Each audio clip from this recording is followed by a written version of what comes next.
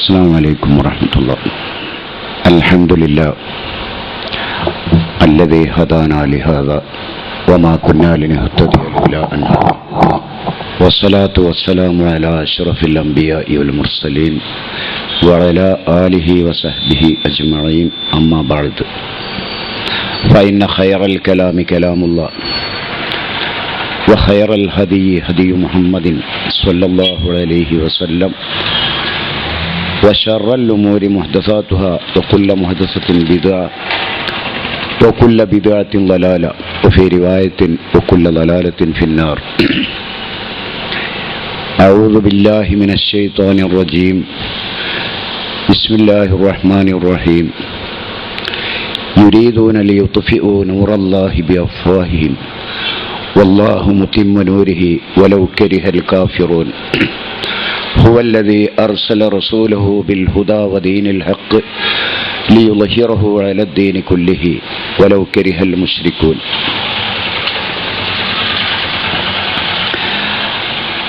ആദരണീയരായ അധ്യക്ഷൻ doctor E K Ahmed കുട്ടി സാഹിബ് അവരുകളെ, ഇവിടെ പ്രഭാഷണം നടത്താൻ വന്ന മമ്മൂട്ടി മുസ്ലിയാർ അവരുകളെ, മറ്റ് എൻ്റെ എല്ലാമായ സുഹൃത്തുക്കളെ, സഹോദരന്മാരെ, നാട്ടുകാരെ,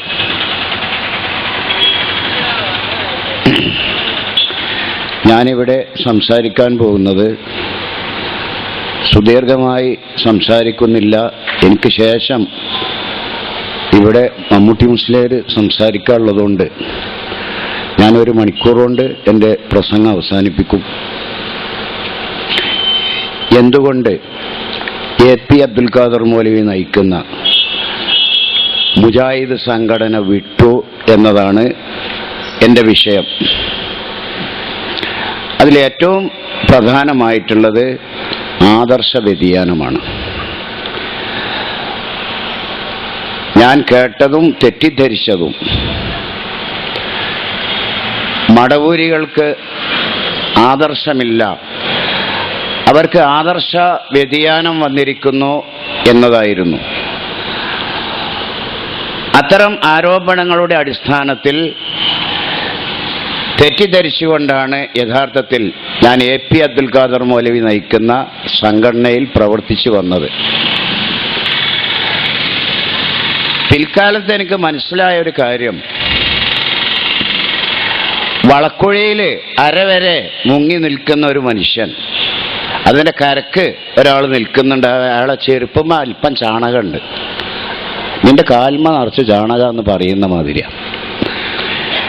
ഇസ്ലാഹി പ്രസ്ഥാനം നാളിതുവരെ പഠിപ്പിച്ച തൗഹീദി ആദർശങ്ങളിൽ നിന്നും,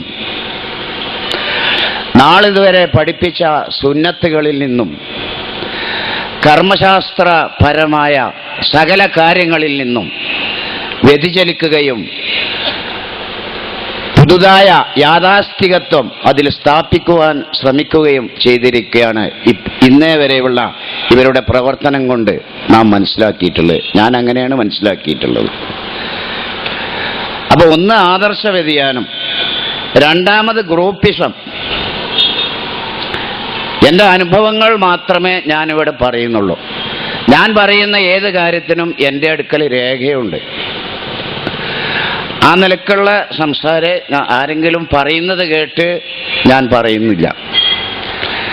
രണ്ടാമത് ഗ്രൂപ്പിസം. ഇതിൽ രണ്ട് ജാതി ഗ്രൂപ്പുണ്ട്. ഒന്ന് ജിന്ന് ഗ്രൂപ്പ്, മറ്റൊന്ന് അൽബാനി മദ്ഹബ് എന്ന് പറയുന്ന ഒരു ഗ്രൂപ്പ്. അത് പലർക്കും മനസ്സിലായിട്ടുണ്ടാവില്ല, പക്ഷെ അതിൻ്റെയും കൂടി ബലിയാടാണ് ഞാൻ.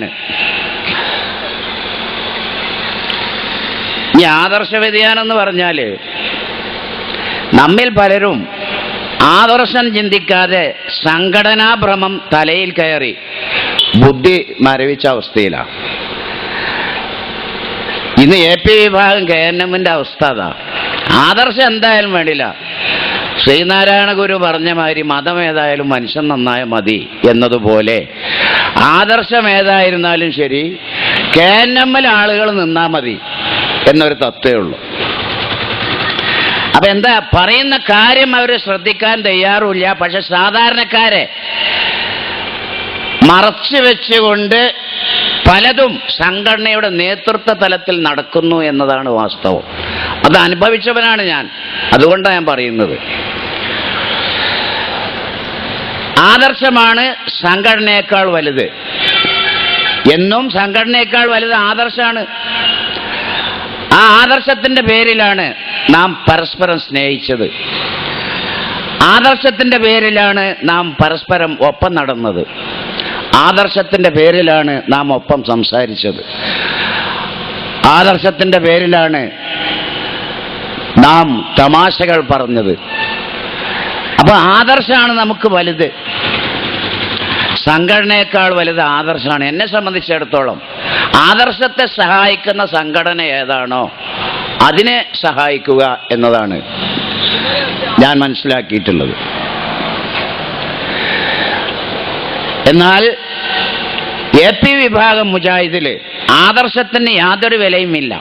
സംഘടന വലുതാക്കലും നിലനിർത്തലുമാണ് അവരുടെ മുഖ്യ അജണ്ട. ഒരു വിഭാഗം ക്യാമ്പുകൾ നടത്തി ഗീർവാണം നടത്തുമ്പോൾ മറുവിഭാഗം ജിന്നിനോടും മലക്കിനോടും വിളിച്ചു തേടാം എന്ന് എഴുതുകയും പ്രസംഗിക്കുകയും ചെയ്തുകൊണ്ടിരിക്കുന്നു. വേറെ ഒരു കൂട്ടർ നേർച്ചയുടെ ഭക്ഷണം, തറാവീഹ്, സുബഹയിലെ കുനൂത്ത് എന്നീ വിഷയങ്ങളിൽ യാഥാസ്ഥികരുടെ നയം അംഗീകരിച്ച് ഫത്വകൾ ഇറക്കുന്നു. ഇതൊക്കെ നമ്മൾ അനുഭവിച്ചതാ. എല്ലാ രേഖകളും എൻ്റെ കയ്യിലുണ്ട്. മറ്റൊരാൾ നബി സല്ലല്ലാഹു അലൈഹി വസല്ലമയുടെ ജന്മദിനം ആഘോഷിക്കൽ പുണ്യമാണെന്ന് എഴുതി ലഘുലേഖ ഇറക്കുന്നു. ഇത്തരം ആദർശ വ്യതിയാനം നടത്തിയവർക്കെതിരിൽ യാതൊരു നടപടിയും ഇല്ല എന്ന് മാത്രമല്ല, അവരെ കയറൂരി വിട്ടിരിക്കുകയുമാണ്. സംഘടന നിസ്സഹായാവസ്ഥയിലാണ്. ഈ ആദർശ വ്യതിയാനക്കാരുടെ സർവരേഖകളും പ്രസംഗങ്ങളും യാഥാസ്ഥികരുടെ കയ്യിൽ വരികയും അത് വെച്ച് അവർ മുജാഹിദ് പ്രസ്ഥാനത്തെ തകർത്തുകൊണ്ടിരിക്കുകയും ചെയ്യുന്നു. ഫലത്തിൽ തൗഹീദും പ്രവാചകചര്യയും പ്രചരിപ്പിക്കാനുള്ള സ്വാതന്ത്ര്യം നമുക്ക് നഷ്ടപ്പെടുത്തിയിരിക്കുകയാണ്. AP വിഭാഗം മുജാഹിദ് സംഘടനയിൽ നിന്നുകൊണ്ട് ഈ വ്യതിയാനം പറഞ്ഞതിൻ്റെ പേരിൽ AP വിഭാഗം മുജാഹിദ് സംഘടനയിൽ ഈ ആദർശ വ്യതിയാനം പറഞ്ഞതിൻ്റെ പേരിൽ 3 വർഷത്തോളം എന്നെ ഒറ്റപ്പെടുത്തി. അതിൽ നിന്നുകൊണ്ട് സത്യം പറയാൻ സാധ്യമല്ലാത്തത് കൊണ്ടാണ് ഈ ഉള്ളവൻ ആ സംഘടന വിട്ടത്.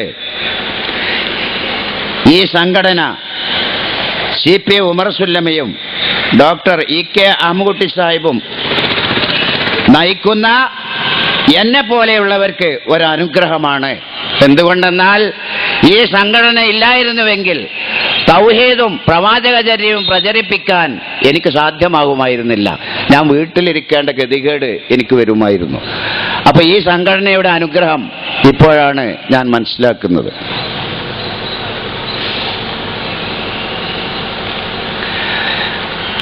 പിന്നെ ഞാൻ പറഞ്ഞല്ലോ, ഇതില് വേറെ ഒരു അൽബാനി മദ്ഹബ് ഉണ്ട് എന്ന്. അൽബാനി മദ്ഹബ് എന്ന് പറഞ്ഞാൽ അതിൻ്റെ പുറത്ത് വേറെയും ചില കാര്യങ്ങളുണ്ട്. ഞാൻ ആദ്യം പറഞ്ഞു ഇതിൽ ഗ്രൂപ്പിസം. അതിൽ ഒന്നാമത്തത് ജിന്ന് ഗ്രൂപ്പ്. ജിന്ന് ഗ്രൂപ്പ് ഞാൻ വെറുതെ പറയല്ല. 13/10/2009 ചൊവ്വാഴ്ച പുളിക്കൽ മദീനത്തുൽ ഉലൂം അറബിക് കോളേജിൽ വെച്ച്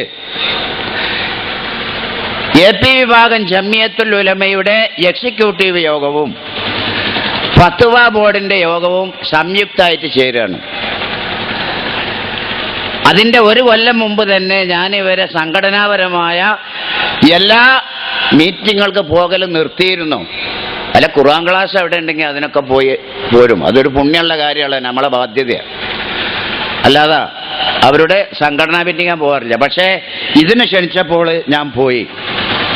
കാര്യമായ എന്തൊക്കെ ചർച്ച ചെയ്യാണ്ട് എന്ന് എന്നോട് ഫോൺ വിളിച്ചും പറഞ്ഞു, കത്തിൻ്റെ പുറമെ. അതിൻ്റെ അടിസ്ഥാനത്തിൽ ചെന്നപ്പോൾ അവിടെ ഭയങ്കരമായ വാഗ്വാദമാണ് ആ ജമിയത്തുൽ ഉലമയിൽ. ആരാ വാഗ്വാദം? അബ്ദുറഹ്മാൻ സലഫിയും സക്കരിയ സലാഹിയും തമ്മിൽ. അബ്ദുറഹ്മാൻ സലഫി 20 മിനിറ്റ് സമയം ജിന്ന് വിഷയത്തിൽ അവരുടെ സംഘടനയുടെ യഥാർത്ഥ തീരുമാനം എന്താണെന്ന് 20 മിനിറ്റിൻ്റെ ഉള്ളിൽ അവിടെ അവതരിപ്പിച്ചു. ആ അവതരിപ്പിക്കുന്ന സന്ദർഭത്തിൽ പലരും കുപ്പായ കാഴ്ചയൊക്കെ കയറ്റാന്നൊക്കെ പറഞ്ഞ് അബൂബക്കർ സലഫിനെ പോലുള്ള ചില ആൾക്കാർ കുഴപ്പമുണ്ടാക്കാൻ ശ്രമിക്കുകയും ചെയ്തു. എല്ലാവരും, ഞാനല്ലാത്ത ഒരു അക്ഷരം ഉണ്ടാകാൻ പോയിട്ടില്ല. ഞാനത് വീക്ഷിക്കാൻ ചെന്നതായിരുന്നു യഥാർത്ഥത്തിൽ അവിടെ എന്താ നടക്കുക എന്നുള്ളത്. അങ്ങനെ 20 മിനിറ്റ് അദ്ദേഹം വിഷയം അവതരിപ്പിച്ചതിന് ശേഷം സക്കരിയ സലാഹി പറഞ്ഞു, എനിക്കതിന് മറുപടി പറയണമെന്ന് പറഞ്ഞു.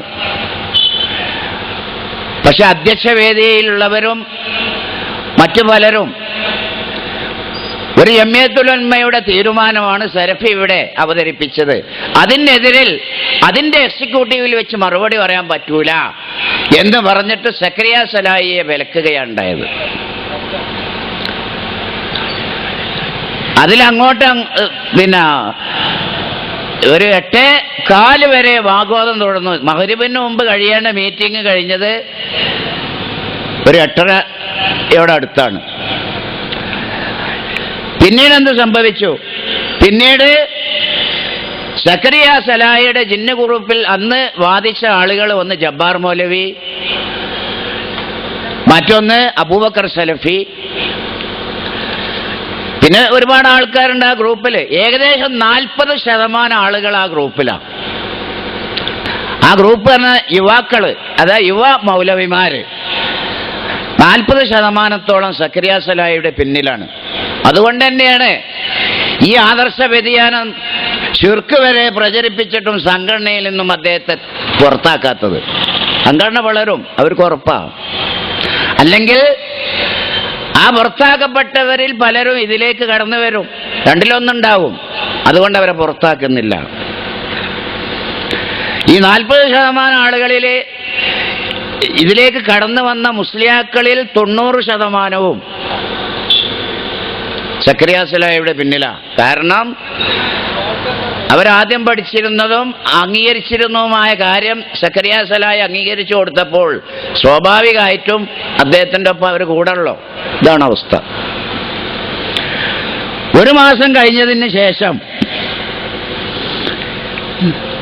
എനിക്കൊരു കത്ത്, എനിക്ക് മാത്രമല്ല ആ ഫത്വ ബോർഡിലുള്ള ആളുകൾക്കൊക്കെ കത്ത് കൊടുത്തയച്ച് മൂപ്പരെ ആ ഗ്രൂപ്പിൽ ചേരാൻ വേണ്ടി. ഒരു മാസം കഴിഞ്ഞതിന് ശേഷം അദ്ദേഹത്തിൻ്റെ ആ ഗ്രൂപ്പിനനുസരിച്ച് പറയാൻ, ജമിയത്തുൽ ഉലമയിൽ വാദിക്കാൻ വേണ്ടിയും അദ്ദേഹത്തിൻ്റെ ഗ്രൂപ്പിൽ ചേരാൻ വേണ്ടിയുമാണ് ഈ കത്ത് ജമിയത്തുൽ ഉലമയിലെ എക്സിക്യൂട്ടീവ് അംഗങ്ങൾക്കും ഫത്വ ബോർഡ് മെമ്പർമാർക്കും കൊടുത്തയച്ചത്. അതിൻ്റെ ആമുഖം ഞാൻ വായിച്ചുതരാം. അത്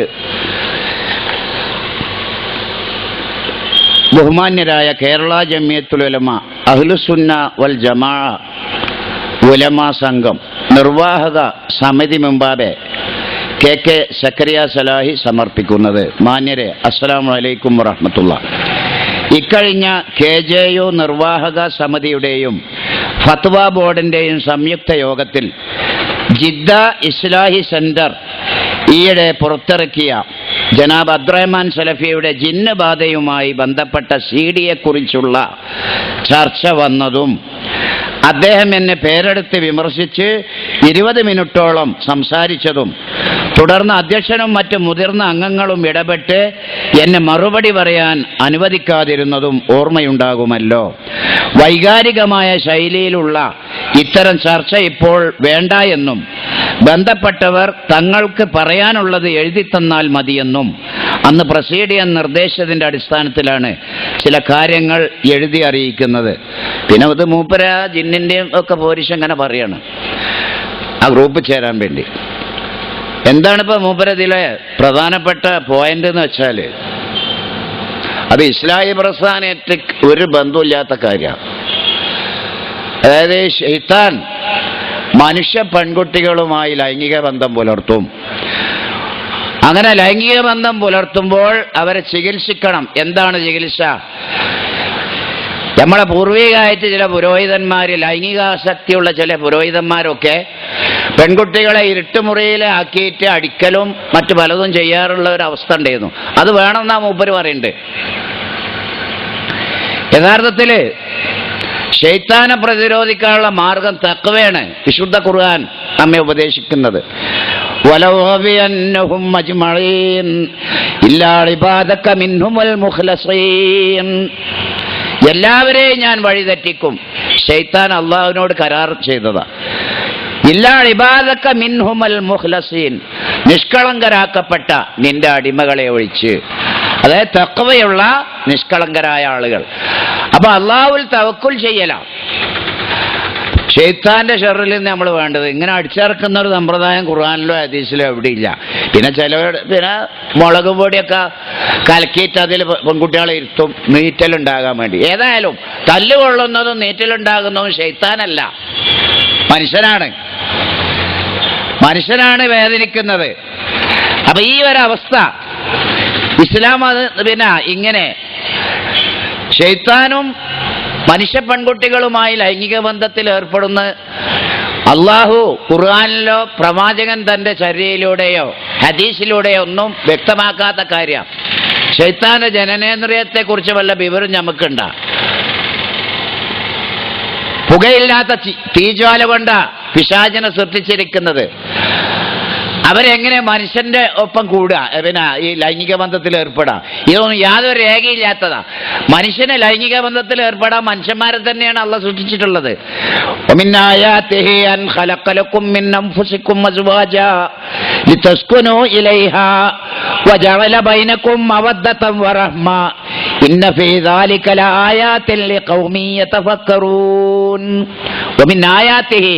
അള്ളാഹുവിന്റെ ദൃഷ്ടാന്തങ്ങളിൽപ്പെട്ടതാണ്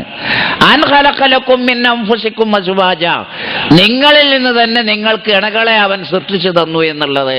പടച്ചവന്റെ ദൃഷ്ടാന്താണത്. നമുക്ക് ശൈത്താന്മാരല്ല ഇണകള്. എന്തിനു വേണ്ടി? ലിതസ്കുനു ഇലൈഹ, മനുഷ്യന് ശാന്തിയും സമാധാനവും നൽകാൻ മനുഷ്യനെ കഴിയുള്ളൂ. ലിതസ്കുനു ഇലൈഹ, അവളിലൂടെ ശാന്തിയും സമാധാനവും ലഭിക്കാൻ വേണ്ടി എന്നാ വിശുദ്ധ ഖുർആൻ പറഞ്ഞത്. അപ്പൊ ഇതിനൊന്നും യാതൊരു രേഖയുമില്ല. അപ്പോൾ ഒരു ഗ്രൂപ്പ്, അതില് ജിന്ന് ഗ്രൂപ്പ്, അവർ സജീവമായി പ്രവർത്തിച്ചു വരികയാണ്. മറ്റൊരു ഗ്രൂപ്പ് അതിൽ അൽബാനി മദ്ഹബ് എന്ന് ഞാൻ പറയുന്നത് മുൻഗാമികൾ പഠിപ്പിച്ച കർമ്മശാസ്ത്രപരമായ കാര്യങ്ങൾ. കെ മൗലവി സാഹിബ്, അതുപോലെ PK മൂസ മൗലവി സാഹിബ്, പൂർവീകരായ പണ്ഡിതന്മാര്, അവരൊക്കെ ഇവിടെ ഉള്ള കാലത്ത് ചെറുപ്പത്തിൽ ഞാൻ ഈ നൂറുൽ ഇസ്ലാമിലാണ്, ഞാൻ ഈ ഓർഫനേജ് പഠിച്ച വ്യക്തിയാണ്. അപ്പൊ അവരൊന്നും പഠിപ്പിച്ച കർമ്മശാസ്ത്രം അല്ലെന്നുള്ളത്. ഇന്ന് കമ്പ്യൂട്ടർ ഇട്ടിട്ട് ഏതെങ്കിലും ഒരു ലൈഫായ കൗല് കണ്ടിട്ട് കമ്പ്യൂട്ടറിസ്റ്റ് കർമ്മശാസ്ത്രം, ആ കമ്പ്യൂട്ടറിലൂടെ എന്തെങ്കിലും ഒന്ന് കാണും, അത് മിമ്പർമ ചെന്ന് പറയും. ചിലപ്പോൾ അതിന് വിരുദ്ധമായിട്ടുള്ള ഹദീസ് നോക്കൂല, ചിലപ്പോൾ വൈരുദ്ധ്യം വന്നിട്ടുള്ള ഹദീസുകൾ, താറുള്ളായി വന്ന ഹദീസുകൾ മുഹദ്ദിസുകൾ ജമ്മ ചെയ്തിട്ടുണ്ടാവും. രണ്ടും കൂടി യോജിപ്പിച്ച് അതിനൊരു ഹുക്കുമെടുക്കും. അതും ചെയ്യൂല. അതൊന്നും അറിയാതെ അതിൽപ്പെട്ട ഒരുപാട് കാര്യങ്ങളുണ്ട്. കാൽമ ചവിട്ടുക, ഇത് പറഞ്ഞിട്ട് എനിക്ക് വലിയ വിഷമമുണ്ടായിട്ടുണ്ട്. കോട്ടക്കൽ പള്ളിയിൽ ഞാൻ ഒരിക്കൽ പറഞ്ഞു, അവിടെ എൻ്റെ കാലിൻ്റെ 2 ചെറിയറിൽ മുറിഞ്ഞിരുന്നു, ഒരിക്കൽ കുണ്ടിൽ വീണിട്ട്. അത് മാറി ആ അറബി കോളേജ് എന്ന് ലോറിസ്കരിക്കാൻ ചെല്ലുമ്പോഴും കാൽമ വിരലുമ ചവിട്ടുക. അപ്പോൾ ഞാൻ അവിടെ പള്ളിയിലെ ഇമാമും കോളേജിൽ പഠിപ്പിക്കുന്ന പിന്നെ ഒരു ഷെരീഫ് എന്ന് പറയുന്നൊരു വ്യക്തിയുണ്ട്, ചെങ്കട്ടിക്കുണ്ടിലുള്ള. അപ്പം അവിടുത്തെ പള്ളിയിലെ ഇമാമ. അപ്പം ഞാൻ ചോദിച്ചു, അല്ല ഷെരീഫ്, ഈ കാലുമ ചവിട്ടല് സുന്നത്താണെന്നിട്ട് അൻസാരി ഇവിടെ പറഞ്ഞിന്ന് ചോദിച്ചു. അതും ഒരിക്കൽ പറഞ്ഞിന്ന് ഒന്ന് പറഞ്ഞു കേട്ടോ. അതിലെനിക്ക് ഒരു വിഷയം അത്. മറ്റൊന്ന്, അഖീഖത്ത് പോത്തിനർക്കൽ ബിദ്അത്താണ്. റസൂലുള്ള ആടിനെ മാത്രമേ അറുത്തിട്ടുള്ളൂ, വേറൊരു മസല. പിന്നെ താടി വടിക്കൽ ഹറാമാണ്, വേറൊരു മസല. അപ്പൊ ഇതേമാതിരി ഒരു 8-10 കാരണം എല്ലാം കൂടി പറയാൻ എനിക്ക് സമയമില്ല. അപ്പൊ ഇതുപോലുള്ള കുറെ കാര്യങ്ങൾ. പക്ഷെ അവിടെ ഈ പുതിയത് എന്ത് കേട്ടാലും പ്രായമുള്ള ആളുകൾ ഒന്ന് എന്നോട് അന്വേഷിക്കും എന്താ എൻ്റെ അവസ്ഥ എന്ന്. അപ്പൊ ഞാൻ മൂപ്പര് പറഞ്ഞതിനെതിരേക്കാരം. മൂപ്പര് ഏത് വിഷയം പറഞ്ഞാലും ഞാൻ പഠിച്ചതിനനുസരിച്ചാവൂല. അപ്പൊ ഞാൻ അതിന്റെ തെളിവ് പറഞ്ഞു കൊടുക്കും. അതിൽ എൻ്റെ ശത്രു അവനും ഭർപ്പൂർ എല്ലാം കൂടിയും എനിക്ക് എതിരിൽ ഗൂഢാലോചന 2-3 വർഷം അതിന്റെ പേരിൽ. അപ്പൊ എന്താ കണ്ടത് പറയാൻ പറ്റുമല്ലോ. അപ്പൊ എന്താ അങ്ങനെ എനിക്ക് അവിടെ ഒരു റമദാനിലൊരു ക്ലാസ് കിട്ടിയപ്പോ ഞാൻ കർമ്മശാസ്ത്രത്തിലെ വ്യതിയാനങ്ങൾ എന്ന് പറഞ്ഞിട്ട് കൽപ്പിച്ചു വിട്ടി തന്നെ ഞാൻ ഒരു വിഷയം എടുത്തുകൊണ്ട് ഈ ജാതി വിഷയമൊക്കെ ഞാൻ പറഞ്ഞു. അതിൽ ഞാൻ പറഞ്ഞു അള്ളാഹുവിന്റെ റസൂല് സഹാബത്തിന്റെ ചുമലിൽ തടവേയിരുന്നു. ചുമല് ശരിയാക്കി നിൽക്കാൻ. ചുമല് ശരിയാണെങ്കിൽ മടമ്പ് ശരിയാകണം. സഹീഹ് മുസ്ലിമിലെ ഹദീസുണ്ട് പറഞ്ഞു. വിരലൊപ്പിച്ച് നിന്നാൽ സഫ് ശരിയാവില്ല എന്ന് കിതാബ് വന്നിട്ടുണ്ടെന്നും പറഞ്ഞു. കാരണം എന്റെ കാല് ചെറിയതാ, വലിയ കാലുള്ള അടുത്തേക്ക് ഞാൻ കയറിക്കേണ്ടി വരും. അപ്പൊ സഫ് ശരിയാവൂല വിരലൊപ്പിക്കുകയാണെങ്കിൽ. ഹഖീഖത്ത് അർക്ക റസൂലുള്ള ഉളഹിയത്ത് ആടിനെ തന്നെ അർത്തിട്ടുള്ളൂ. അന്നുണ്ട് അവിടെ ഒട്ടകമൊക്കെ. പക്ഷെ നബി റസൂലുള്ള അള്ളാഹുവിന്റെ റസൂൽ വമാ അർസൽനാക ഇല്ലാ റഹ്മത്തൽ ലിൽ ആലമീൻ, ലോകർക്കാകമാനം അനുഗ്രഹമായിട്ടല്ലാതെ താങ്കൾ അയച്ചിട്ടില്ല എന്നാണ്. റസൂലുള്ള ജനങ്ങളോട് ദയുള്ള ഏറ്റവും അധികം ദയാലുവാണ്. ആ പ്രവാചകൻ ഒരു കർമ്മം കൽപ്പിക്കുമ്പോൾ ചെയ്യുമ്പോൾ സാധാരണക്കാർക്കും കഴിയുന്നതേ ചെയ്യുള്ളൂ. ആ നിലക്കാ നബി ആടിനറുത്തത്. അല്ലാതെ പോത്തും ഒട്ടകവും ഒക്കെ അർക്കൽ വിധേയത്തായിട്ടല്ല. അത് ഫത്വൽ ബാരിയിൽ തൊബ്രാനി ഉദ്ധരിച്ചിട്ടുണ്ട്. ഇമാം അഹ്മദ് ബിൻ ഹംബലിനെ പോലത്തെ പണ്ഡിതന്മാര് ഈ ആട് മാട് ഒട്ടകമൊക്കെ അർക്കാന്ന് ഫത്വൽ ബാരി പറഞ്ഞിട്ടുണ്ട്. ഞാൻ പറഞ്ഞു കിതാബ് വായിച്ച് പഠിക്കാത്ത കേടാണ് എന്ന് പറഞ്ഞു. പിന്നെ അത് മഅഖൂൽ മാനിയാണ്. ഇപ്പൊ നബി കൊടുത്താലല്ല നമ്മൾ സക്കാത്ത് കൊടുക്കുന്നത്. നബി മുന്തിരിക്കും കാരക്കൊക്കെ സക്കാത്ത് കൊടുത്ത് നമ്മൾ അരിയ കൊടുക്കണ്ടേ. അപ്പൊ നബിന്റെ സുന്നത്തിന് എതിരാത്. അപ്പൊ മഅഖൂലുൽ മാന തഅബ്ബുദി, ഇസ്ലാമിലെ കാര്യങ്ങള് പൂർവിക പണ്ഡിതന്മാര് രണ്ടാക്കി ഭാഗിച്ചിട്ടുണ്ട്. ഒന്ന് തഅബ്ബുദി, ആരാധനാപരമായ കാര്യങ്ങൾ. മറ്റൊന്ന് മഅഖൂലുൽ മാന, ഏത് ഉദ്ദേശത്തിന് അത് ഇസ്ലാം ശരിയാക്കിയ ആ ഉദ്ദേശം വീടണം. അപ്പൊ ജുമാ ഖുത്ബ ജനങ്ങളെ ഉപദേശിക്കൽ അതിന്റെ ലക്ഷ്യം. അന്നലിൽ ഖതീബി തഅലീമുൽ അഹ്കാമി അലൽ മിമ്പർ, ഖതീബിന്റെ ചുമതല മിമ്പറിൽ വെച്ച് മതപരമായ കാര്യങ്ങൾ പഠിപ്പിക്കലാണ്. അത് ഇബ്നു ഹജർ അൽ അസ്ഖലാനി റഹ്മഹുല്ലാ പറഞ്ഞതാ. ഫിഖ്ഹിന്റെ കിതാബിലുണ്ട്. ഇബ്നു ഹജർ അൽ ഹൈതമി തുഹഫി പറഞ്ഞിട്ടുണ്ട്. ലി അന്നൽ മഖ്സൂദ, ഖുത്ബയുടെ ഉദ്ദേശം എന്താ? അത്തദ്കീറു ബിമുഹിമ്മാത്തിൻ നസാഇ ശർഇയ്യ, ശർഇന്റെ പ്രധാനപ്പെട്ട കാര്യങ്ങൾ ജനങ്ങളെ ഉപദേശിക്കലാണ് ഖുത്ബയുടെ ലക്ഷ്യം. അപ്പൊ ഇതേമാതിരിയുള്ള ഒരു കാര്യമാണ്.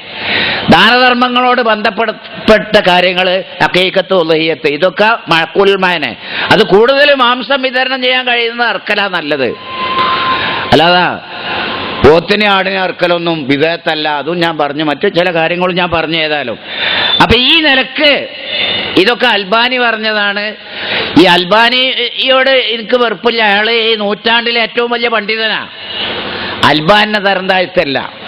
പക്ഷേ ഈ നൂറ്റാണ്ടിലെ ഏറ്റവും വലിയ പണ്ഡിതനാണെങ്കിൽ പോലും ശരി, മഹാന്മാരായ മുൻഗാമികളായ ഇമാമുകളെയും മുൻഗാമികളായ ഇമാം ബുഖാരി മുതൽ ഉള്ള മുഹദ്ദിസുകളെ സംബന്ധിച്ചിടത്തോളം ചിന്തിക്കുമ്പോൾ അൽബാനിയുടെ സേവനം വളരെ തുച്ഛാണ്. അവരെടുത്തൊന്നെത്തൂല. അവരൊക്കെ പ്രവാചകചര്യ ജനങ്ങളിൽ എത്തിക്കാൻ വേണ്ടി സഹിച്ച ത്യാഗങ്ങൾ നിരവധിയാണ്. ആ ത്യാഗത്തിന്റെ ലക്ഷ്യത്തിലൊരംശം അൽബാനി നിർവഹിച്ചിട്ടില്ല. കുറെ ഗ്രന്ഥങ്ങൾ എഴുതി. അദ്ദേഹം കാര്യമായി ചെയ്ത സേവനം എന്താ? മുൻഗാമികൾ സഹിയാക്കിയ ചില ഹദീസുകൾ മൂപ്പരെ നിഗമനം അനുസരിച്ച് അത് ദഈഫാക്കി. മുൻഗാമികൾ ദഈഫായി കണ്ട ചില ഹദീസുകൾ മൂപ്പര നിഗമനം അനുസരിച്ച് അത് സഹിയാക്കി. ഇതല്ലാതെ പുതുതായ ഒരു സേവനവും അൽബാനിയെ തഖ്ലീദ് ചെയ്യാവുന്ന യാതൊന്നും അദ്ദേഹം ചെയ്തിട്ടില്ല. ഇനി ചെയ്താൽ തന്നെ തഖ്ലീദ് ഇസ്ലാം, അന്ധമായ അനുകരണം, ഖബൂലു ഖൗലിൻ ബിലാ ഹുജ്ജത്തിൻ എന്നാണ്. ഒരാളെ തെളിവില്ലാതെ ഒരാളെ വാക്ക് സ്വീകരിക്കുന്നതിനാണ് തഖ്ലീദ് എന്ന് പറയുന്നത്, അന്ധമായ അനുകരണം. അത് ആരെയും നമുക്ക് റസൂലുള്ളാഹിനെ അല്ലാതെ മറ്റൊരു പണ്ഡിതനെയും അന്ധമായി അനുകരിക്കാൻ പാടില്ല. 4 ഇമാമുകൾ അക്കാര്യം പറഞ്ഞിട്ടുണ്ട്. പിന്നെ ഞാൻ പറഞ്ഞ എന്താ, ഇപ്പൊ ഇങ്ങനെ ഒരു മാവ് വഴക്കണ സമ്പ്രദായമുണ്ട്. അത് ലാ അസ്ലലഹൂന്ന ഇമാം നവവി പോലും മദ്ഹബിന്റെ ഇമാമുകൾ പോലും പറയുന്നത്. വലാ യുഹ്തജ്ജു, ആ ഹദീസ് തെളിവാക്കാൻ പറ്റൂല എന്നാ പറയുന്നത്. അപ്പോ ഈ ഇത്തരം കാര്യങ്ങൾ ഒരു സാധാരണക്കാരനോട് നമ്മൾ ചോദിക്കുകയാണെങ്കിൽ, ഒരു കിതാബൊന്നും ഓതി പഠിക്കാത്ത സാധാരണക്കാരനോട് ചോദിക്കുക, എന്താ ഇങ്ങനെ കുത്തുന്നത് ചോദിച്ചാൽ അൽബാനി പറഞ്ഞു കാണും. ഒരു വിവരമില്ലാത്തവനും എന്ത് കാട്ടിക്കൂട്ടിയാലും അൽബാനി പറഞ്ഞു, അൽബാനി പറഞ്ഞു, അൽബാനി പറഞ്ഞു. ഇതിനാണ് നമ്മളെതിര്. അല്ല, അൽബാനിന്റെ പാണ്ഡിത്യത്തെ ചോദ്യം ചെയ്യല്ല. അൽബാനി പറഞ്ഞു എന്ന് പറഞ്ഞിട്ട് അന്ധമായ അനുകരണം. തരക്കടില്ല. വ്യക്തമായ തെളിവിന്റെ അടിസ്ഥാനത്തിൽ ഒരാൾ എന്തും പ്രവർത്തിച്ചാൽ നമുക്ക് ആളെ എതിർക്കാൻ പറ്റൂല. റസൂലുള്ളാഹിന്റെ ഹദീസിന്റെ അടിസ്ഥാനത്തിൽ ഒരാൾ പ്രവർത്തിക്കുകയാണ്. പക്ഷേ എന്നെ സംബന്ധിച്ച് എനിക്ക് കിട്ടിയിടത്തോളം മുഴുവൻ ലഈഫ. എൻ്റെ അടുത്ത് 2 തെളിവുണ്ട്, അത് ലഈഫ എന്നുള്ള ഈ കജ്ജിങ്ങനെ കുത്തല്. ഞാനതിവിടെ വിശദീകരിക്കണില്ല. അപ്പൊ എന്താ, അബൂബക്കർ റളിയല്ലാഹു അൻഹു പറഞ്ഞു എന്ന് പറഞ്ഞാൽ പോലും സഹാബികൾ ഇബ്നു അബ്ബാസ് റളിയല്ലാഹു അൻഹുവിനെ പോലെയുള്ള പ്രമുഖരായ സഹാബികൾ ഇഷ്ടപ്പെട്ടിരുന്നില്ല. ഒരിക്കൽ ഇബ്നു അബ്ബാസ് റളിയല്ലാഹു അൻഹുവും അദ്ദേഹത്തിന്റെ ഒരു സുഹൃത്ത് ഇങ്ങനെ നിൽക്കുമ്പോഴാണ് ഒരാൾ വന്നൊരു സംശയം ചോദിക്കുന്നത്. സംശയം ചോദിച്ച ഉടനെ ഇബ്നു അബ്ബാസ് റളിയല്ലാഹു അൻഹുവിന്റെ അടുക്കലുള്ള ആൾ എന്ത് പറഞ്ഞു? അബൂബക്കർ റളിയല്ലാഹു അൻഹുവിന്റെ അഭിപ്രായം ഇന്നതാണ് എന്ന് പറഞ്ഞു. ഇബ്നു അബ്ബാസ് റളിയല്ലാഹു അൻഹു ദേഷ്യപ്പെട്ടു. യൂശികു അൻ തുനസ്സല അലൈക്കും ഹിജാറത്തൻ മിനസ് സമാ അഖൂലു ഖാല റസൂലുള്ളാഹി സ്വല്ലല്ലാഹു അലൈഹി വസല്ലം വതഖൂലൂന ഖാല അബൂബക്കർ വ ഉമർ റളിയല്ലാഹു അൻഹുമാ. യൂശികു അൻ തുനസ്സല അലൈക്കും ഹിജാറത്തൻ മിനസ് സമാ, നിങ്ങളുടെ മേൽ ആകാശത്ത് നിന്നും സരൽ മഴ വർഷിക്കപ്പെടാറായിരിക്കുന്നു. അള്ളാഹുവിന്റെ ശിക്ഷ നിങ്ങൾക്ക് ഇറങ്ങാറായിരിക്കുന്നു. മതപരമായൊരു വിഷയത്തിൽ ആരെങ്കിലും സംശയം ചോദിച്ചാൽ അഖൂലു ഖാല റസൂലുള്ളാഹി സ്വല്ലല്ലാഹു അലൈഹി വസല്ലമ, ഞാൻ പറയുക അള്ളാഹുവിന്റെ റസൂൽ പറഞ്ഞു എന്ന നിലയിലായിരിക്കും. നിങ്ങൾ എന്താ പറഞ്ഞത്? വതഖൂലൂന, നിങ്ങൾ പറഞ്ഞുകൊണ്ടിരിക്കുന്നത് എന്താ? ഖാല അബൂബക്കർ വ ഉമർ, അബൂബക്കർ റളിയല്ലാഹു അൻഹു പറഞ്ഞു, ഉമർ റളിയല്ലാഹു അൻഹു പറഞ്ഞു എന്ന. അപ്പൊ ഒരാളെയും തഖ്ലീദ് ചെയ്യാൻ അള്ളാഹു നമ്മെ അനുവദിച്ചിട്ടില്ല. ഇനി ആദർശ വ്യതിയാനങ്ങൾ. ഒന്നാമതായി നമ്മൾ വ്യതിചലിച്ചിട്ടുള്ളത് നമ്മളെ AP വിഭാഗം മുജാഹിദ് പ്രസ്ഥാനത്തിൽ നിന്ന് 40% ആളുകൾ തൗഹീദിൽ നിന്നും വ്യതിചലിച്ച അവസ്ഥയാണ്. എന്താ അവരുടെ വാദം? ജിന്നിനോടും മലക്കിനോടും സഹായം തേടാം, പ്രാർത്ഥിക്കാൻ പാടില്ല. ജിന്നും മലക്കും ഭൗതിക ജീവികളാണ്. സുലൈമാൻ നബി അലൈഹിസ്സലാം ജിന്നുകളുടെ സഹായം തേടിയിട്ടുണ്ട്. ഇതെവിടെ പറഞ്ഞത്? ഇസ്ലാഹ് മാസിക, ഒക്ടോബർ 2009. അതുപോലെ ഇതേ വാദം സക്കറിയ സലായി, ജിന്നും സിഹറും മടവൂരികളും. ഇത് മുമ്പ് യാഥാസ്ഥികർ പറഞ്ഞ വാദ. എന്താ? ജിന്നിനോടും മലക്കിനോടും സഹായം തേടാം, പ്രാർത്ഥിക്കാൻ പാടില്ല. ഞാൻ ഒരുപാട് മറുപടിക്ക് പോയതാ. അത് ഞങ്ങൾ ബദരീങ്ങളോട് പ്രാർത്ഥിക്കുന്നില്ല, സഹായം തേടാണ്. രണ്ടും ഒന്ന് തന്നെ, അമ്മയും മോളും പെണ്ണ. സഹായം തേട്ടത്തിൻ്റെയാണ് പ്രാർത്ഥന, അല്ലേ? വലാ തദ്ഉ മിൻ ദൂനില്ലാഹി മാ ലാ യൻഫഉക വലാ യദുറുക ഫഇൻ ഫഅൽത ഫഇന്നക ഇദൻ ലമിനൽ ളാലിമീൻ. സൂറത്ത് യൂനുസിലെ വചന. നിനക്ക് ഉപകാരമോ ഉപദ്രവമോ ചെയ്യാൻ കഴിയാത്തതിനോട് നീ പ്രാർത്ഥന നടത്തരുത്. അപ്രകാരം ചെയ്താൽ നീ അക്രമികളിൽ പെട്ടുപോകും. എന്താ പ്രാർത്ഥന അറിഞ്ഞത്? ഇമാം റാസി വിശദീകരിക്കുന്നുണ്ട്. ഫൈനിസ്തഗൽത, നീ വ്യാപൃതനായാൽ ബിത്തലബിൽ മൻഫഅതി വകശ്ഫിൽ മളറതി മിൻ ഗൈരില്ലാഹി തആല ഫഅൻത മിനൽ ളാലിമീൻ. ഒരു ഉപകാരം ലഭിക്കുന്ന വിഷയത്തിലോ ഒരു ഉപദ്രവം നീക്കം ചെയ്യുന്ന വിഷയത്തിലോ അല്ലാഹു അല്ലാത്തവരോട് നീ സഹായം തേടിയാൽ നീ അക്രമികളിൽ പെട്ടുപോകും. അപ്പൊ ദുആയും സഹായം തേട്ടും ഒന്ന് തന്നെയാണ്, രണ്ടല്ല. അപ്പൊ ഇത് മുമ്പ് യാഥാസ്ഥികർ പറഞ്ഞതാണ്. ഞങ്ങൾ ബദരീങ്ങളോട് പ്രാർത്ഥിക്കുന്നില്ല, സഹായം തേടാണ്. മമ്പുറം ഞങ്ങളോട് ഞങ്ങൾ പ്രാർത്ഥിക്കാറില്ല, സഹായം തേടാണ്. അപ്പോ അവരതേ വാദം തന്നെയാണ്, സഹായം തേടൽ തന്നെയാണ് പ്രാർത്ഥന. ഖുർആനിലെ എത്ര ആയത്ത്? ഇദ തസ്തഗീസൂന റബ്ബക്കും ഫസ്തജാബ ലക്കും അന്നീ മുമിദ്ദുക്കും ബിഅൽഫിൻ മിനൽ മലായികത്തി മുർദിഫീൻ. സൂറത്ത് അൻഫാലിലെ വചനം. ഇത് തസ്തഗീസൂന റബ്ബക്കും, നിങ്ങൾ നിങ്ങളുടെ റബ്ബിനോട് ഇസ്തിഗാസ നടത്തിയ സന്ദർഭം. എന്താ ഇസ്തിഗാസ?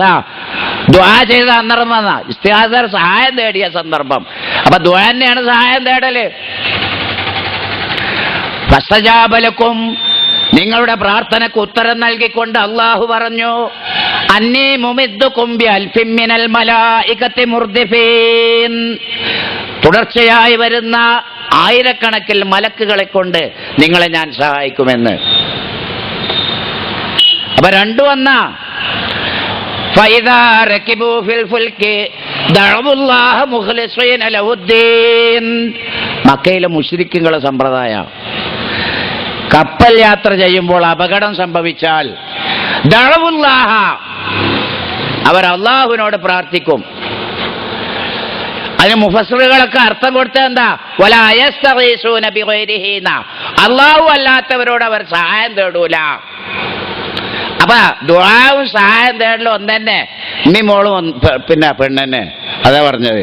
രണ്ടും വെവ്വേറല്ല. ആരെ പറ്റിക്കാനായി പറയണ്ടേ? ഒരുപാട് തെളിവുകൾ. പിന്നെ വേറൊരു വാദം എന്താ? ജിന്നും മലക്കും ഭൗതിക ജീവികളല്ല, ഭൗതിക ജീവികളാണ്. അല്ല, ഭൗതിക ജീവികളാണ്.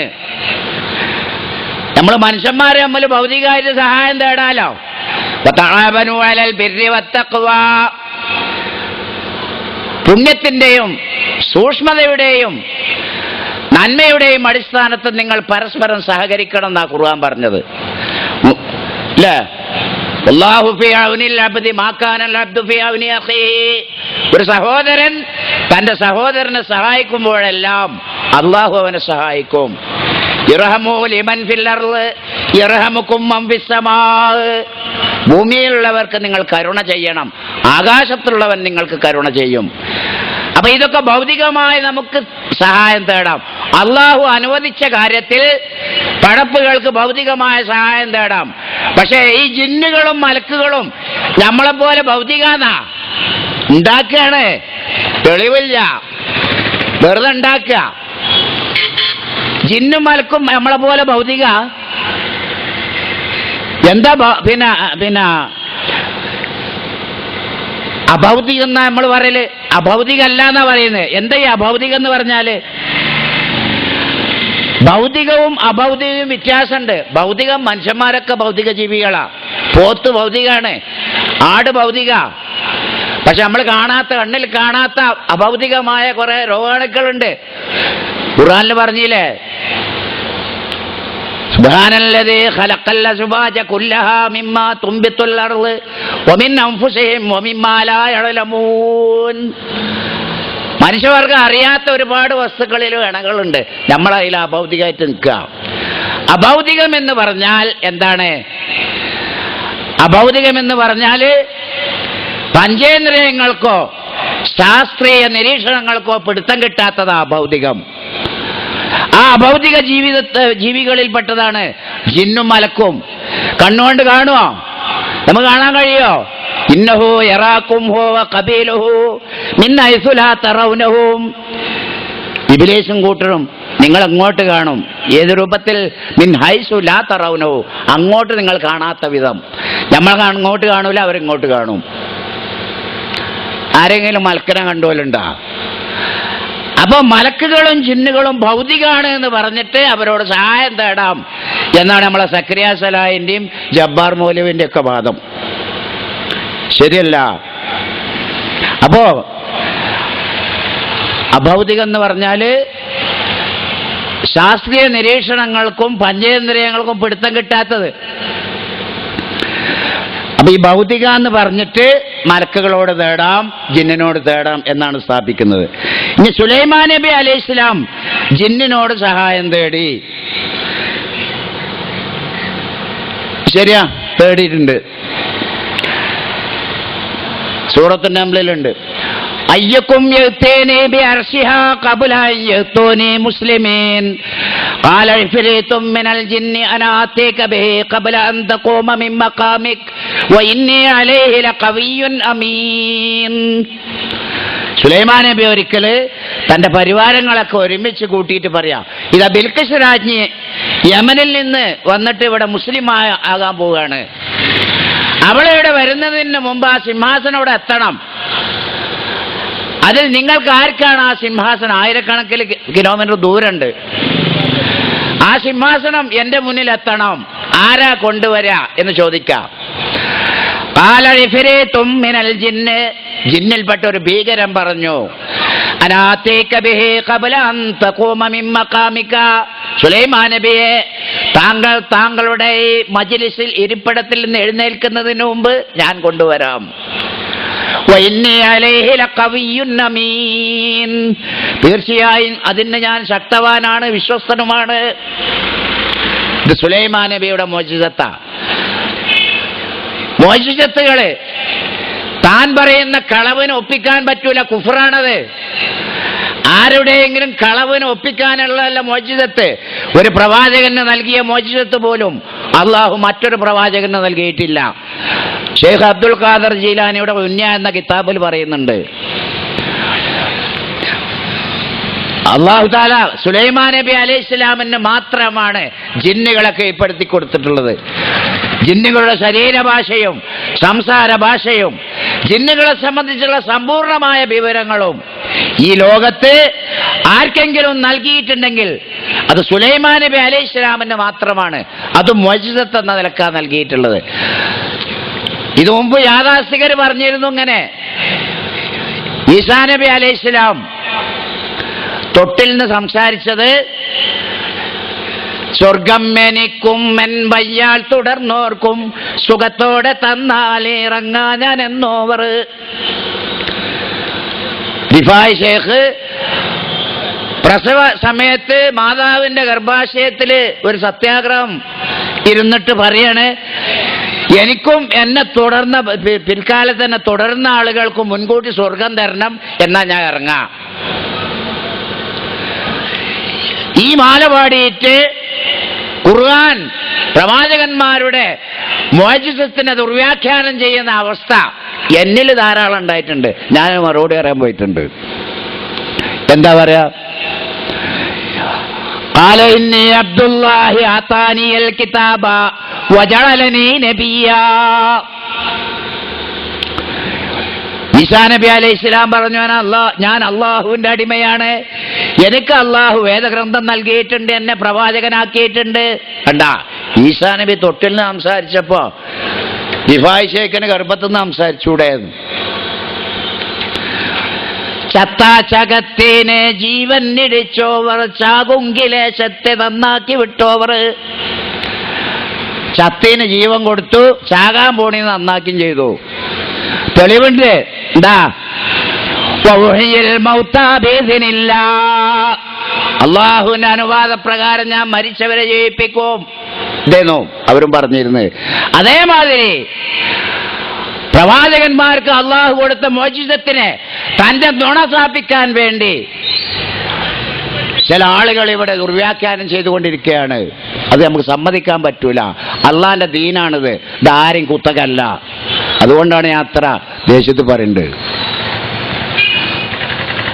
സുലൈമാൻ നബി അലൈഹി ഇസ്ലാമക്ക് ജിന്നുകളെ മാത്രമല്ല കീഴ്പ്പെടുത്തി കൊടുത്തത്, മറ്റുള്ളവർക്ക് എല്ലാവർക്കും ചെയ്യാൻ കഴിയുമോ? وتفقد الطير فقال ما لي لا أرى الهدهد أم كان من الغائبين لأعذبنه عذابا شديدا ഔ ലാ തുബഹന്നഹു ഔ ലാ യഅതിയന്നി ബിസുൽത്താനിൻ മുബീൻ ഫമകസ ഗൈറ ബഈദിൻ ഖാല അഹത്തു ബിമാ ലം തുഹിത് ബിഹി വജിഅതുക മിൻ സബഇൻ ബിനബഇൻ യഖീൻ.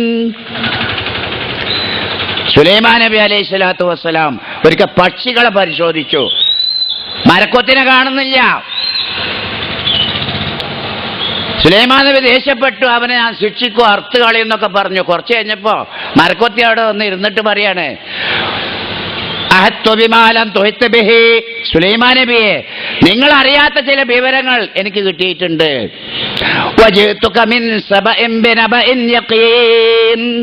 സബ എന്ന പ്രദേശത്ത് നിന്ന് വ്യക്തമായൊരു വാർത്തയായിട്ടാണ് ഞാൻ വരുന്നത്. ജബ്ബാർ മൗലവിക്ക് കഴിയോ? മരക്കൊത്തിന് ഭാഷ തരുമോ? സംസാരിക്കാം. ആ സുലൈമാൻ നബിനെ മോചിതത്ത അദ്ദേഹത്തിന് കഴിയോ?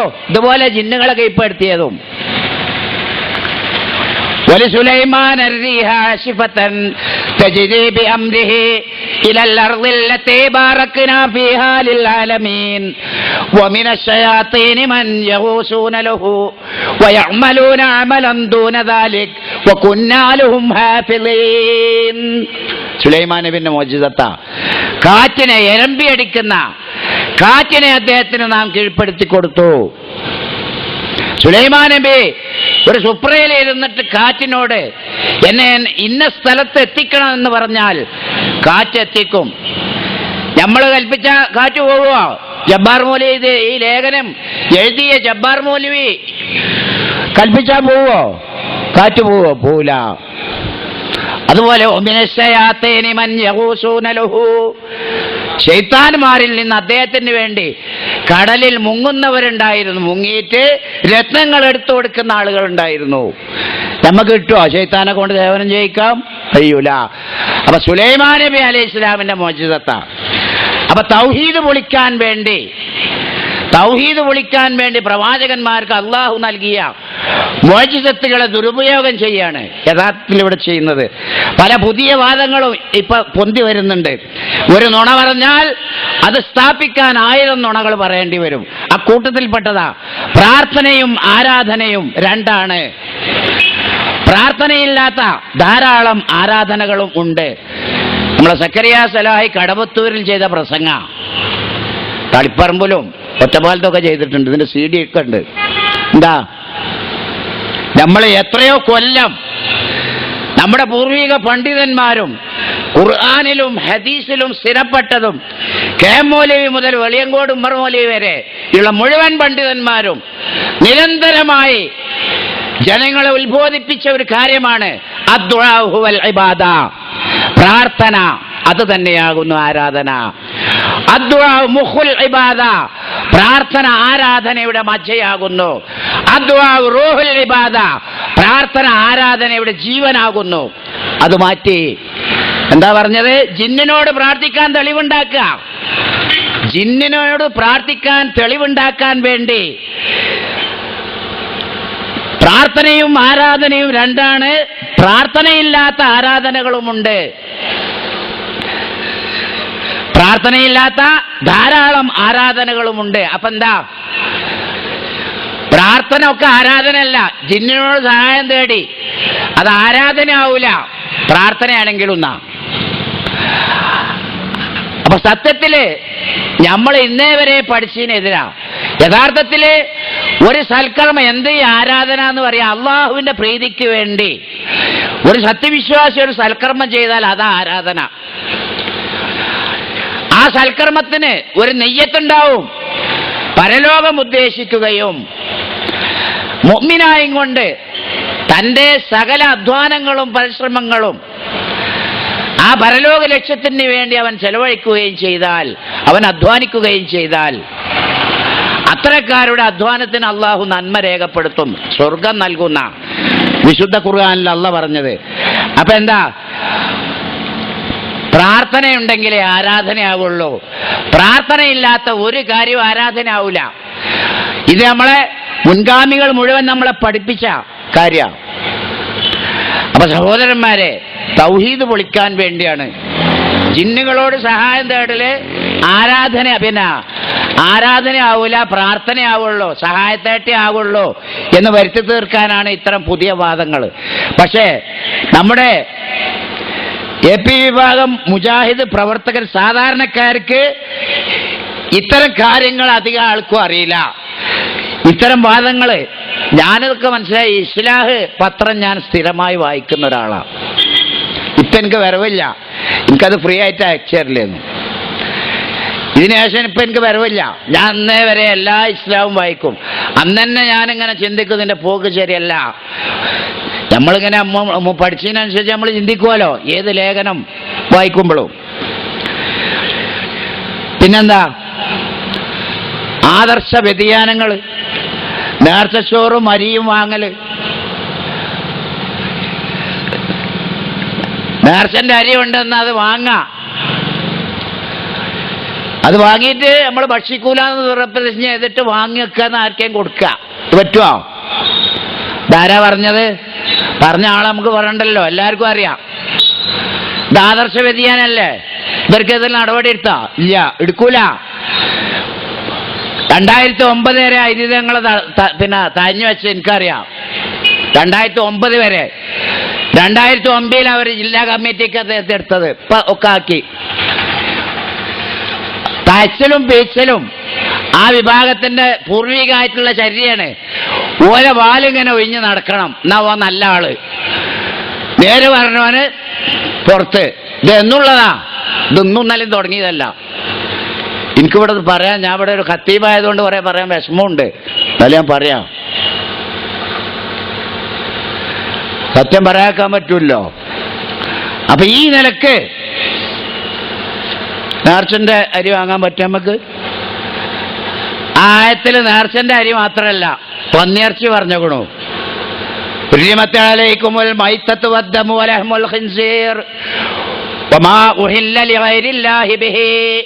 സൂറത്തുൽ മാഇദ. ശവം, പന്നിമാംസം, രക്തം അള്ളാഹു അല്ലാത്തവർക്ക് വേണ്ടി പ്രഖ്യാപിക്കപ്പെട്ടത്. അതിൽ രണ്ടും പെടും. മുഫസ്സിറുകൾ രണ്ടും കൊടുത്തിട്ടുണ്ട്. അള്ളാഹു അല്ലാത്തവരുടെ മേൽ അർക്കപ്പെട്ടതും അള്ളാഹു അല്ലാത്തവരുടെ മേൽ നേർച്ചയാക്കപ്പെട്ടു. രണ്ടും നമുക്ക് വാങ്ങാൻ പറ്റൂല. പന്നിയിറച്ചി ഒരാൾ കൊണ്ടുവന്നാൽ നമുക്ക് വാങ്ങാൻ പറ്റുമോ? വേറെ ആൾക്ക് കൊടുക്കാൻ പറ്റുമോ? നമുക്ക് തിന്നല് നിഷിദ്ധമായത് മറ്റൊരാൾക്ക് കൊടുക്കലും നിഷിദ്ധ. ഇത് മനസ്സിലാക്കാൻ വലിയ ബുദ്ധിയൊന്നും വേണ്ട. പിന്നെ തറാവീഹ് 11 വാശി പിടിക്കണ്ട. എന്നിട്ടും ആ പാവം മടവൂർ സാഹിബിന്റെ പേരിൽ ആ ഇസ്ലാമിന് എൻ്റെ അടുത്ത് മടവൂർ സാഹിബ് പറഞ്ഞിട്ടില്ല. എന്താ പറഞ്ഞത്? അദ്ദേഹം പറഞ്ഞത് ഇമാം ഷൗക്കാനിന്റെ ഖൗലുദ്ധരിച്ചിട്ട് തറാവീഹിന്റെ വിഷയത്തിൽ സ്ഥിരപ്പെട്ട സുന്നത്ത് 11 തന്നെയാണ് എന്നാ. അത് അദ്ദേഹം എഴുതിയതിന് ശേഷം. എന്നാൽ ഇബ്നു ബാസ് പോലെയുള്ള ആളുകൾ തറാവീഹിന്റെ വിഷയത്തിൽ നിങ്ങൾ തല്ലൂടണ്ടെന്ന് പറഞ്ഞിട്ടുണ്ട് എന്ന് പറഞ്ഞിട്ട് ഒരു ഇബ്നു ബാസിന്റെ അഭിപ്രായം ഉദ്ധരിച്ചു. അതിന് മടവൂര് തറാവി 20 ആക്കി. തലശ്ശേരി ഒരു പള്ളിയുണ്ടല്ലോ, സറാറ സലഫി മസ്ജിദ്. ആ പള്ളിയിൽ ഈ കഴിഞ്ഞ റമളാനിൽ 21 തറാവി നിസ്കരിച്ചത്. പറയ മാത്രമല്ല, പ്രവർത്തനത്തിലും. AP വിഭാഗം മുജാഹിദിന്റെ സമുന്നതരായ പണ്ഡിതന്മാർ മുഴുവൻ കഴിഞ്ഞ റമളാനിൽ അവിടെ പോയി ക്ലാസ് എടുത്ത നോട്ടീസ് വരെ നമ്മളെ ആളുകൾ എടുത്തിട്ടുണ്ട്. ഒരൊറ്റ കുട്ടി പറഞ്ഞ, നിങ്ങൾ ഈ തറാവീഹ് 21 നിസ്കരിക്കുന്നത് ശരിയല്ല, 11 പറഞ്ഞില്ല. ആദർശമില്ല. ഈ ജില്ലയില് ഒരു പ്രമുഖ നേതാവ് മരിച്ചല്ലോ, നമ്മൾ അദ്ദേഹത്തെ വളരെ ഇഷ്ടപ്പെടുന്ന വ്യക്തിയാണ്. ആർക്കൊരു ഷെറില്ല, ഗുണമല്ലാതെ. പക്ഷെ അതല്ല ഞാൻ പറഞ്ഞത്. അന്ന് KNMന്റെ മുഴുവൻ പരിപാടികളും നിർത്തിവെച്ചു എന്ന് പത്രപ്രസ്താവന കൊടുത്തു. എൻ്റെ അടുത്തുണ്ട് തേജസ്സിലെ വാർത്ത. കേരളത്തിലെ KNMന്റെ മുഴുവൻ മതപരിപാടികളും നിർത്തിവെച്ചിരിക്കുന്നു. നിസ്കാരം നിർത്തിയോ എന്ന് എനിക്കറിയില്ല. ഇത് കൊടുത്തത് അങ്ങനെ. ഇതിന് മാതൃക എവിടെ? ഏത് മാതൃക അതിനുള്ളത്? എന്ത് തെളിവാ അതിനുള്ളത്? വിദേഹത്തല്ലേ? ശറഅന് വിരുദ്ധല്ലത്. റസൂലുള്ളാഹി സ്വല്ലല്ലാഹു അലൈഹി വസല്ലം മരണപ്പെട്ട് കിടക്കുമ്പോഴാ അവിടെ അലി ഇബ്നു അബീ ത്വാലിബിനെ പോലെ ഒന്നോ രണ്ടോ സഹാബത്തെ പ്രവാചകന്റെ ജനാസയുടെ അടുക്കൽ ഉണ്ടായിരുന്നുള്ളൂ. ബാക്കി മുഴുവൻ സഹാബികളും ഖലീഫയെ തെരഞ്ഞെടുക്കുന്ന മീറ്റിംഗിലായിരുന്നു, പ്രവർത്തനത്തിലായിരുന്നു. അപ്പൊ എന്താ, ഒരാദർശമില്ല. കുറെ ആളുകൾ കേന്നം എന്ന് പറഞ്ഞിട്ട് കേന്നമ്മ അമ്മക്കാണ്. എന്നിട്ട് എന്ത് ചുക്ക ഈ കേന്നമ്മലുള്ളത് ഓരോ വലക്കയില്ല, ആദർശമാണ്. കേന്നമ്മ അമ്മക്ക്, നമ്മക്കേ കേന്നം എന്ന് പറയാൻ പറ്റുള്ളൂ. അതിമ ഒരു ചുക്കുമില്ല. കേന്നം നമ്മക്ക് അതിമ വാശി പിടിച്ചിട്ട് ഒരു കാര്യമില്ല. നമ്മൾ കേന്നമ്മ ആ രണ്ടുമൂന്ന് ഇംഗ്ലീഷ് പദത്തമല്ല, നമ്മൾ ആദർശത്തിനാ വില കൊടുക്കുന്നത്. ആദർശത്തിനാ വില. അതില്ലാതെ എന്തെങ്കിലും വലിയ പേര് പറഞ്ഞു നടന്നിട്ട് ഒരു കാര്യമില്ല. അതുപോലെ തന്നെയാണ് ഞാൻ നിർത്തുകയാണ് കുനൂത്തിന്റെ വിഷയവും. സുബൈയിലെ കുനൂത്ത് എപ്പോഴെങ്കിലും എവിടെയെങ്കിലും നമ്മൾ ചെന്നിട്ട് ഒരാളെ തുടർന്നാൽ നിസ്കാരം ചെയ്യാമല്ലോ എന്ന് പറയാൻ പറ്റൂല. അതേ അവസരത്തിൽ നിരുപാധികം ദിവസം കുനൂത്ത് ഓതുന്ന ഒരാളെ തുടരാം എന്ന നിലക്കാണ് നമ്മളെ ചെയർമാൻ പറഞ്ഞിട്ടുള്ളത്. അത് ഇസ്ലാമിൽ പറ്റൂല. നമ്മളിപ്പോൾ മുസ്ലിങ്ങളാണ് എന്നുള്ള നിലക്ക് നമ്മളൊരു പള്ളിയെ ചെല്ലുമ്പോൾ സുബൈക്ക് ചെല്ലുമ്പോൾ അവിടെ ജമാഅത്തിൻ്റെ കൂടി കുനൂത്ത് മതി. നമ്മളാ സമയത്ത് ആ കുനൂത്തിന്റെ സമയത്ത് നമ്മളെ സംബന്ധിച്ചിടത്തോളം കുനൂത്ത് ബിദഅത്താ. അബൂ മാലിക്കുൽ അശ്ശയിൽ നിന്ന് 2 റിപ്പോർട്ടുണ്ട്. മുഹദ്ദസുൻ ബിദഅത്തുൻ, രണ്ടും ഹദീസിന്റെ പ്രയോഗം ഇങ്ങനെ. ഒന്ന് മുഹദ്ദസ് പറഞ്ഞാൽ പുതുതായി ഉണ്ടാക്കപ്പെട്ടതാ, ബിദഅത്ത് പറഞ്ഞാൽ അനാചാരം. ആ ഹദീസിന്റെ അവസാനം അങ്ങനെ 2 ഹദീസിലും. മദ്ഹബിന്റെ ഇമാമുകളിൽ ഇമാം അബൂ ഹനീഫയും അഹ്മദ് ബിൻ ഹംബലും കുനൂത്ത് ബിദഅത്താണെന്ന് വിശ്വസിക്കുന്നവരാണ്. കാരണം എന്താ, അമ്മാഫി സുബഹി ഫലം യസൽ യഖ്നുത്തു നബി സല്ലല്ലാഹു അലൈഹി വസല്ലം ഹത്താ ഫാറഖ ദുനിയ. ഇത് ബൈഹഖിയൊക്കെ റിപ്പോർട്ട് ചെയ്ത ഹദീസ്, അത് സഹിഹല്ല എന്ന അവരുടെ അഭിപ്രായം. അതിന്റെ പരമ്പരയിൽ അബൂ ജഅഫർ റാസി എന്ന് വിശ്വാസയോഗ്യനില്ലാത്ത ആളുണ്ട്. ഹാഫിദ് ഇബ്നു ഹജർ അസ്ഖലാനി റഹ്മഹുല്ലാഹ് തന്റെ ആ തഹ്ദീബ് എന്ന ഗ്രന്ഥത്തിൽ അത് വിശദീകരിച്ചിട്ടുണ്ട്. അപ്പൊ അതുകൊണ്ടാണ് അവര് ഹനഫികളും ഹംബലികളും കുനൂത്ത് സുബൈക്ക് നിർവഹിക്കാറില്ല. മാലിക്കി മദ്ഹബുകാർ കുനൂത്ത് നിർവഹിക്കൽ എപ്പോഴാ? റുക്കൂവിന്റെ മുമ്പാ. ഇത് കുനൂത്ത് ഒരു ആഗോള പ്രശ്നമാക്കിയിട്ടല്ല ഞാൻ പറയുന്നത്. പക്ഷേ നമ്മള് പ്രവാചകന്റെ സുന്നത്തിന് വിരുദ്ധാണ് എന്ന് ഇന്നേ വരെ വാദിക്കുകയും പ്രവർത്തിക്കുകയും ചെയ്തു പോന്നിട്ടുള്ള ഒരു കാര്യം പെട്ടെന്ന് നിരുപാധികമായി ഹലാലാക്കുമ്പോൾ നമ്മുടെ ആദർശ വ്യതിയാനമാണ് അതിൽ നിന്നും പുറത്തു വരുന്നത് എന്ന് നമ്മൾ മനസ്സിലാക്കണം. അതുപോലെ വേറൊരാളെ ഫത്വ, റബീഉൽ അവ്വൽ 12-ന് പുണ്യണ്ട്, ജന്മദിനത്തിന് പുണ്യണ്ട്, മൗലിദ് ഓതൽ ബിദഅത്താ. ആരേത് പറഞ്ഞ്? മൗലിദിനെ സംബന്ധിച്ച് പറഞ്ഞ മുഴുവൻ പണ്ഡിതന്മാരും മൗലിദ് ആഘോഷവും അതിനോട് ബന്ധപ്പെട്ട് കിടക്കുന്ന സകലതും ബിദഅത്താന്നാ പറഞ്ഞത്. ഞാൻ ഒറ്റ ഇബാറത്ത് ഉദാഹരണത്തിന് ഉദ്ധരിക്കായി. ഫാക്കിയാനിന്റെ ഫത്വ ഉണ്ട്, മാലിക്കി മദ്ഹബുകാരനാണ് അദ്ദേഹം. അൽ ഹാവിലിൽ ഫത്തവ, സുയൂത്തി ഇമാമിന്റെ ജലാലുദ്ദീൻ സുയൂത്തി ഇവിടെ അൽ ഹാവിലിൽ ഫത്താവ എന്ന ഗ്രന്ഥത്തിലുണ്ട്. ഫാക്കിയാനിയോട് ഒരു കൂട്ടം ആളുകള് ഫത്വ ചോദിക്കാം മൗലിദ് ആഘോഷത്തെക്കുറിച്ച്. മൗലിദ് പാരായണത്തെ കുറിച്ചല്ല ഫത്വ, മൗലിദ് ആഘോഷത്തെ കുറിച്ചാ.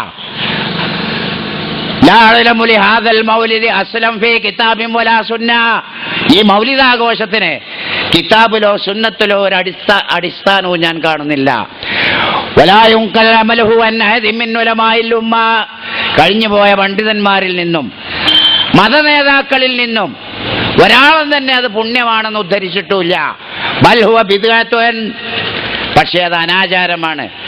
അഹ്ദസൽ ബത്താലൂന വശഹവത്തി നഫ്സിൻ, തടീച്ചയെ പിന്തുടരുന്ന ചില വെറിയന്മാർ അത് മതത്തിൽ പുത്തനായി ഉണ്ടാക്കിയതാണ്. എഴുത്തനാബിഹല്ലക്കാലൂന, അതുകൊണ്ട് ഉദ്ദേശിക്കുന്നത് കണക്ക് വിട്ട് ഭക്ഷണം കഴിക്കുന്ന ആളുകൾ. വാദാലം എഴുതൻ ഫീഹി ശറഉ, ഇങ്ങനെ ഒരു മൗലിദ് ആഘോഷിക്കാൻ ശറഇൽ അനുവാദമില്ല. വലാ ഫഅലഹു സഹാബത്തു വത്താബിഊൻ, സഹാബികളും ചെയ്തിട്ടില്ല, താബിഈകളും ചെയ്തിട്ടില്ല. ലിഅന്നൽ ഇബ്തിദാഅ ഫിദ്ദീൻ, എന്നാൽ മതത്തിൽ പുത്തനായ ആചാരങ്ങൾ നിർമ്മിച്ചുണ്ടാക്കൽ ലൈസ മുബാഹം ബിഇജ്മാഇൽ മുസ്ലിമീൻ, മുസ്ലിങ്ങളുടെ ഏകകണ്ഠമായ തീരുമാനപ്രകാരം അനുവദനീയമല്ല തന്നെ. ഫലം യബ്ഖ ഇല്ലാ മക്റൂഹൻ ഔ ഹറാമൻ, അതിനാൽ ഈ മൗലിദാഘോഷം ഒന്നുകിൽ വെറുക്കപ്പെട്ട അനാചാരം അല്ലെങ്കിൽ ഹറാം, രണ്ടിലൊന്നാകാനേ തരുള്ളൂ. അപ്പൊ എന്താ, റസൂലുള്ള നബിയുടെ ജന്മദിനത്തിനല്ല പ്രാധാന്യം കൊടുത്ത് തിങ്കളാഴ്ചക്കാ. ഒരു വർഷത്തിൽ 48 തിങ്കളാഴ്ച ചുരുങ്ങിയതുണ്ടാവും, 48 തിങ്കളാഴ്ച ചുരുങ്ങിയതുണ്ടാവും. അതില് പുണ്യമുള്ള തിങ്കളാഴ്ച ഒന്ന് മാത്ര, ബാക്കി 47 തിങ്കളാഴ്ച നോമ്പ് വൽക്കൽ സുന്നത്താ. അപ്പൊ ജന്മദിനത്തിനല്ല പുണ്യം. ഇദ്ദേഹത്തിന് ചിന്തിക്കാതെ പറഞ്ഞതാ, പണി വേറെയുള്ള ഈ ചിന്ത അല്ലല്ലോ. അപ്പോ ഇതാണ് സംഭവം. എന്താ, ഞാൻ ഒരു ഉദാഹരണം പറഞ്ഞില്ല. 2008 റബീഉൽ അവ്വൽ 12 എന്നാ ജന്മദിനം, എന്നാ വ്യാഴാഴ്ച, അന്ന് തിങ്കളാഴ്ചക്കത്ത് നോൻപ് ഉന്നതിട്ടോ. 2009 റബീഉൽ അവ്വൽ 12 എന്നാ ചൊവ്വാഴ്ച. അതാ ഞാൻ തലചാർഞ്ഞത്. തലചാർന്ന് മാത്രമല്ല, നമ്മുടെ ഖുർആനിന്റെയും സുന്നത്തിന്റെയും എതിരാളികൾക്ക് നമ്മെ കശക്കാനുള്ള ഒരു ചാൻസ് ഉണ്ടാക്കി കൊടുക്കുക എന്നത് മാത്രമാണ് ഇത്തരം ലഘുലേഖകൾ കൊണ്ടൊക്കെ സംഭവിച്ചുകൊണ്ടിരിക്കുന്നത്. ഏതായിരുന്നാലും അവസാനമായി എനിക്ക് പറയാനുള്ളത്, നമ്മളെ അള്ളാഹുവിൻ്റെ ഏകത്വത്തിൽ അടിയുറച്ചു നിന്ന് അതിനു വേണ്ടി നാം പോരാടാൻ ശ്രമിക്കണം. പ്രവാചകന്റെ സുന്നത്ത്, ആ സുന്നത്ത് ജനങ്ങളിൽ പ്രചരിപ്പിക്കാനുള്ള ഊർജം നാം സംഭരിക്കുകയും അതിനു വേണ്ടി നാം അധ്വാനിക്കുകയും വേണം. സർവശക്തനായ തമ്പുരാൻ ഖുർആനും സുന്നത്തും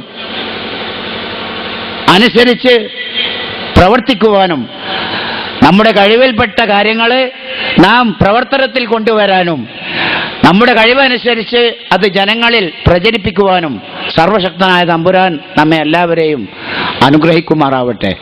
വആഖിറു ദഅ്വാനാ അനിൽ ഹംദുലില്ലാഹി റബ്ബിൽ ആലമീൻ. അസ്സലാമു അലൈക്കും വറഹ്മത്തുള്ളാഹി.